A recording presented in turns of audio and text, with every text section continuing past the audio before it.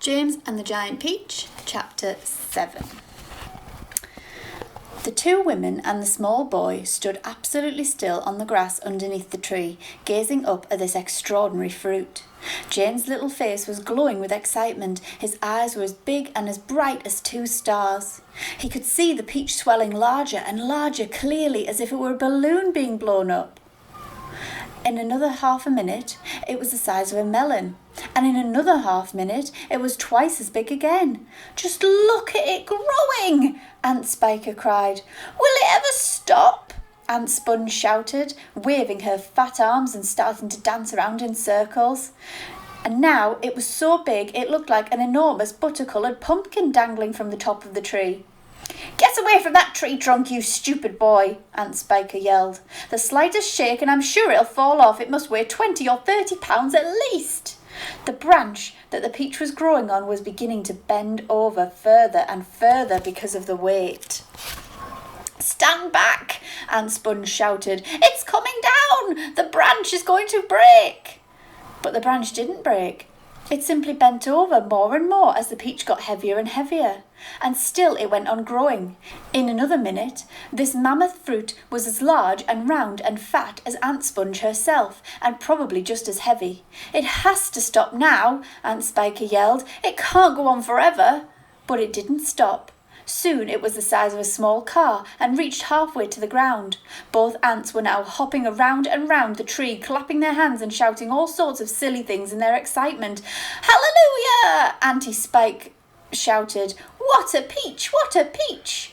"Terrifico!" Aunt Sponge cried out. "Magnifico! Splendifico! What a meal!" "It's still growing. I know. And as for James, he was so spellbound by the whole thing that he could only stand and stare and murmur quietly to himself, "Oh, isn't it beautiful? It's the most beautiful thing I've ever seen." "Shut up, you little twerp!" Aunt Spiker snapped, happening to overhear him. "It's none of your business." "That's right," Aunt Sponge declared. "It's got nothing to do with you whatsoever. Keep out of it." "Look!" Aunt Spiker shouted. "It's growing faster than ever now. It's speeding up." "I see it, Spiker, I do. Bigger and bigger grew the peach, bigger and bigger and bigger. Then, at last, when it had become nearly as tall as the tree that was growing on, the tall and wide and, in fact, small house, the bottom part of it gently touched the ground, and there it rested. "It can't fall off now," Aunt Sponge shouted. "It's stopped growing," Aunt Spiker cried. "No, it hasn't." "Yes, it has. It's slowing down, Spiker, it's slowing down, but it hasn't stopped yet. You watch it." There was a pause. "It has now." "I believe you're right." "Do you think it's safe to touch it?" "I don't know. We better be careful."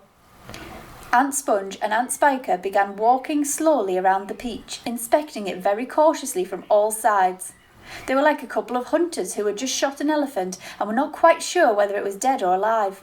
And the massive fruit towered over them so high that they looked like midgets from another world beside it. The skin of the peach was very beautiful, a rich buttery yellow with patches of brilliant pink and red.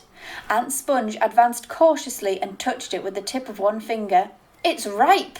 she cried. "It's just perfect. Now look here, Spiker, why don't we go and get a shovel right away and dig out a great big chunk of it for you and me to eat?" "No," Aunt Spiker said. "Not yet." "Why ever not?" "Because I say so." "But I can't wait to eat some," Aunt Sponge cried out. She was watering at the mouth now, and a thin trickle of spit was running down one side of her chin. "My dear Sponge," Aunt Spiker said slowly, winking at her sister and smiling a sly, thin-lipped smile. "There's a pile of money to be made out of this. Only we can handle it right. You wait and see."